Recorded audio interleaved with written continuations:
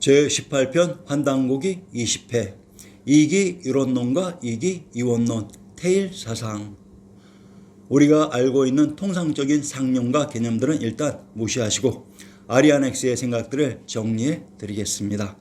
우선 이기론이란 삼라만상이 작동하는 원리, 원칙이 이이며 삼라만상이 작동하는 기운작용이 기입니다. 이기론, 이가 앞선다는 것이 바로 운명 예정론입니다. 예정된 운명인 이에 맞게 기가 작동하는 것입니다. 기가 앞선다는 것이 바로 운명 개척론입니다. 운명은 예정된 것이 아닌 개인의 타고난 능력과 노력, 활동에 의해 결정된다는 것입니다. 이기론에 참으로 깊은 뜻이 숨겨져 있습니다. 이기 이론론, 이기 이원론. 자, 이제 이기론을 심도 있게 다루어 보겠습니다. 이기 이론론의 핵심은 이치와 기운은 선후가 없는 하나로 생명의 탄생과 함께 이치와 기운, 즉 생명과 영혼이 탄생하며 생명체의 죽음과 함께 이치와 기운, 즉 생명과 영혼은 소멸한다는 것입니다. 이기 이론론은 인간과 모든 사물의 운명이 정해져 있다는 운명론과는 전혀 관계가 없는 개념으로 사후의 세계를 인정하지 않고 있습니다. 원불도학, 동학, 그리고 우리 역사 고유의 사상이기도 합니다.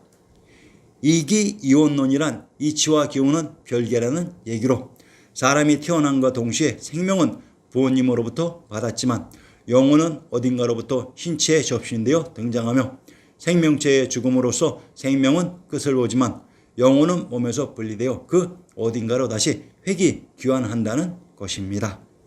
이기 이원론의 핵심은 인간과 삼라만상의 모든 물체는 전지전능한 조물주에 의해 통제되고 예정된다는 운명 예정론의 개념입니다.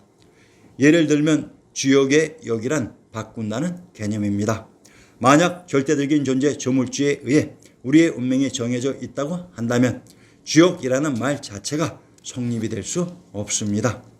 조물주인 천신이 만들어 놓은 운명 예정을 일개미물인 인간들이 바꿀 수 없기 때문입니다. 즉 주역 자체는 신에 의해 운명이 정해져 있다는 것이 아닌 자유분방한 인간 자체의 불안전하고 미래에 대한 불확실한 삶에 대한 예측 가능한 확신과 방비를 하는 학문의 개념입니다. 불확실한 미래를 예견하고 방비하는 것이 바로 역입니다. 사주명리역이라는 행위를 두고 우리는 이것을 집행하는 두 부류를 유추할 수 있습니다. 첫째, 사주명리역을 공부해서 자신의 능력과 실력으로 타인의 불확실한 미래를 예측해서 조언하는 부류가 있고, 둘째, 통상적으로 알고 있는 죽은 사람들의 영혼 또는 성인, 부처님 등의 권위를 등에 업고 타인의 불확실한 미래를 예측해서 조언하는 부류가 있을 수 있습니다. 첫 번째 부류가 바로 주역을 만든 그 당시 사람들, 즉 선조들 처음의 마음 자세였고, 두 번째 부류가 바로 변형된 것입니다.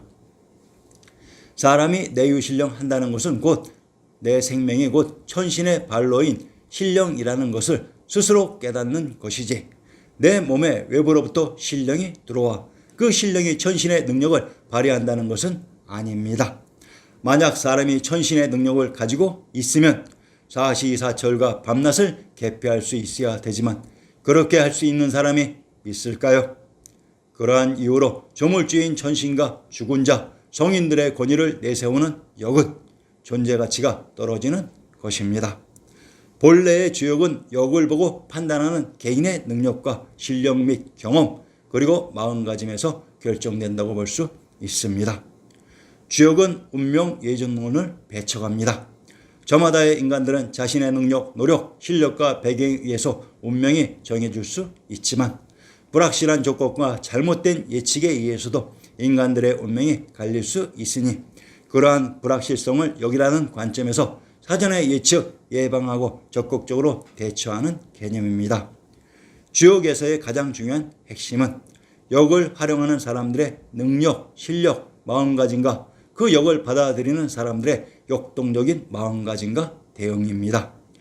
점괘가 나쁘게 나오면 오히려 그것에 대한 사전적인 예측과 예방을 함으로써 결과를 좋게 유도할 수 있으며 점괘가 좋게 나오면 오히려 자만하지 말게 하고 좋은 결과에 대한 동기부여를 할 수도 있습니다.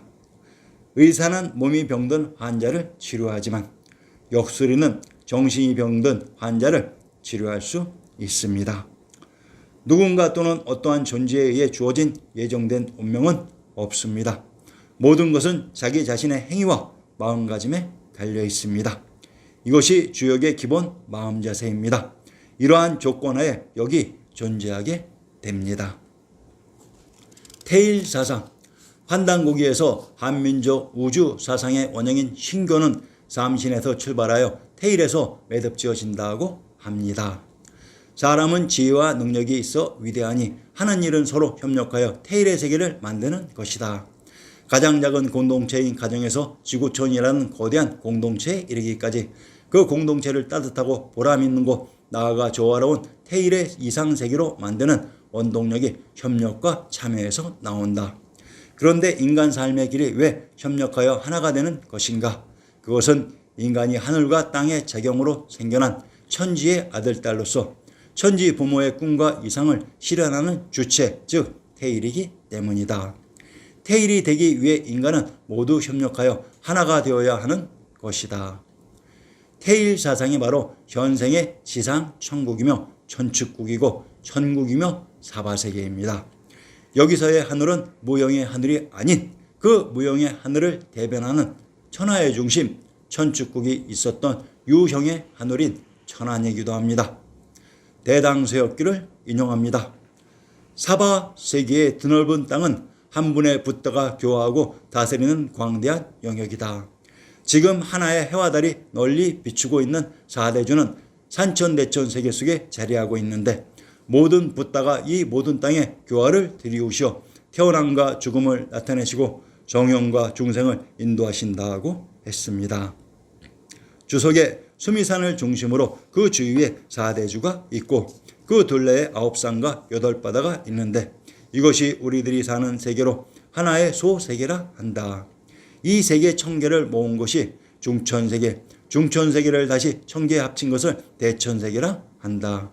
이 대천세계는 소중대의 3종의 천세계가 되므로 삼천대천세계라 하는데 여기서 삼천이라는 의미는 삼승의 수라는 개념적 숫자로 이해하면 될 것이다 라고 했습니다.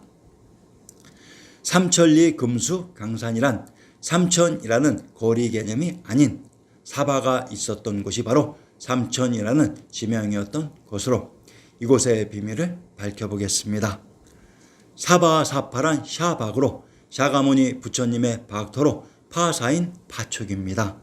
이 파사가 바로 신시개천의 무대 신시 신도입니다. 그리고 이곳의 가르침이 신교입니다. 신도에서는 무슨 일이 중심적인 일로서 천하의 원형이 되었을까요? 불도에서 무슨 일을 하는 것일까요? 천인합일의 깨달음과 각성이 있었습니다. 그리고 신인합일이 있었습니다.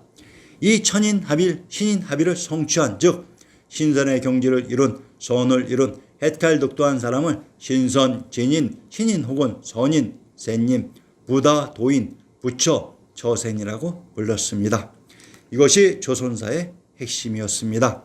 이 핵을 흐트러 놓고 지우는 것이 바로 역사 조작의 본질인 것입니다. 부처는 마치 부다의 번역어인 것처럼 배웠지만 실상은 부처를 부다로 표기했을 뿐입니다. 천부도는 불터이며 박터입니다. 대성인, 대신인, 대각자가 나와서 깨달음을 전파 전승하고 사회 시스템을 구축할 때 신시 개천을 하신 장소적 센터가 불터입니다. 그 시스템은 선과 깨달음의 인가제일 따름으로 인가를 받은 제자는 스승인 仙님을 모시거나 나가서 새 부도를 열거나 관리하면 됩니다. 이것이 처선의 국가인 천축의 시스템이었던 것입니다. 대당서역기의 주석을 인용합니다. 버모 수메르 파르바타의 음역으로 원문에는 소미노라고 되어 있으나 수미산, 수미르라고 사용하는 것이 빈도가 많다. 의역하여 묘고산이라 번역된다. 그 외에도 향산, 향치산, 향격산, 곤륜산, 게라사산 및 강디세, 강림보체가 모두 같은 산을 의미하는데 흥미로운 것은 이 산 모두가 티베트 서부 고원에 실제로 솟아있는 카일라스산을 모델로 하여 생긴 이론이라고 보여진다는 사실이다라고 했습니다. 수미산을 향산이라고 합니다. 신증동궁 여지승남 구격본 평안도 덕천의 산천을 인용합니다. 향산 군의 북쪽 45리에 있는데 곧 영병부의 묘향산이다라고 했습니다. 영변의 지명을 살펴보겠습니다. 평안도 영변의 산천에 묘향산 부의 동쪽 130리에 있다. 태백산이라고도 하며 옛 기록에 그 산에 360 암자가 있다고 했습니다. 묘향산을 또한 태백산이라고 합니다. 향산 유랑가와 금강산 왕경록을 인용합니다. 향산 유랑가 행장을 급히 차려 낙양성 뻗은 길로 청려장 둘러짓고 북향산 찾아가니 백두산 내맥이요 청천강 근원이라. 금강산 왕경록 행장을 급히 차려 낙양성 뻗은 길에 촌촌자로 걸어 석경에 막대 짓고 단발령 높은 고개 겨우 올라앉아 금강산 바라보니. 향산 유랑가와 금강산 왕경록의 저자들이 동일한 장소에서 동일한 대상을 묘사한 것으로 묘향산을 백두산 금강산이라고 하며 그곳에 낙양성으로 뻗은 길이 있었다고 조작되지 않은 우리의 시조가 증언하고 있습니다. 신시계천의 무대 묘향산 금강산에 가까운 곳에 역사 속에 낙양이 있었던 것입니다. 묘향산, 백두산, 금강산, 태백산이 동일한 산이었습니다. 수미산을 범어로 수메르 파르바타라고 합니다. 파르바타는 파박토라는 순수한 우리말입니다. 그러면 수메르의 의미를 살펴보겠습니다. 신시계천의 부도는 불도, 박달, 배달, 백두, 불타, 부처, 불토, 쇠토, 서울, 쇼울, 수메르, 수마을, 수도, 수양, 하다로도 불렀습니다. 한자로 표기하면 천부, 하시, 신시, 신도, 인도, 힌두, 신라, 하신이 됩니다. 수메르에 대한 정확한 의미는 수는 맞이 또는 빼어난 의미이며 메르는 마을 부도로 수양과 동일한 지명입니다. 대당서역기를 인용합니다. 수미산은 4가지 법회가 합하여 이루어졌고 큰 바다 가운데 있으며 금륜 위에 자리 잡고 있다. 그곳은 해와 달에 비추고 모든 천신이 논일며 머무는 곳이다. 7개의 산과 7개의 바다가 삥 둘러서 줄지어 있으며 산 사이의 바닷물은 8가지 공덕을 갖추고 있고 7개의 금산 밖에는 소금 바다가 있다고 했습니다. 금강산을 금산이라고 했으며 수미산에 등장하는 소금 바다의 정체를 밝혀보겠습니다.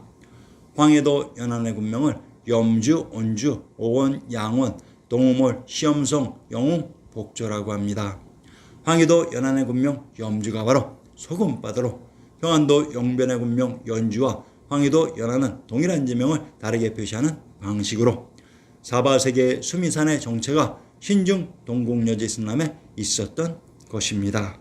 자, 그러면 수미산을 우리의 지리지인 대동지지에서 찾아보겠습니다. 대동지지 읍지류 황해도 해주조를 인용합니다. 산수 용수산은 북쪽 1리에 있고 남산은 남쪽으로 1리에 있다. 우이산은 북쪽으로 10리에 있고 석봉이 우뚝 서 있고 청수하다. 불쪽산은 북쪽으로 35리에 있고 수미산은 북쪽으로 20리에 있고 가운데에 광조사 고지가 있으며 북숭산은 서북으로 30리에 있다. 황해도 해주의 북쪽 20리에 수미산이 있었다고 합니다. 이곳이 바로 신시계천의 무대 천주가 있었던 곳의 지명이었습니다. 불교의 모든 역사와 지명이 우리의 역사 무대였습니다.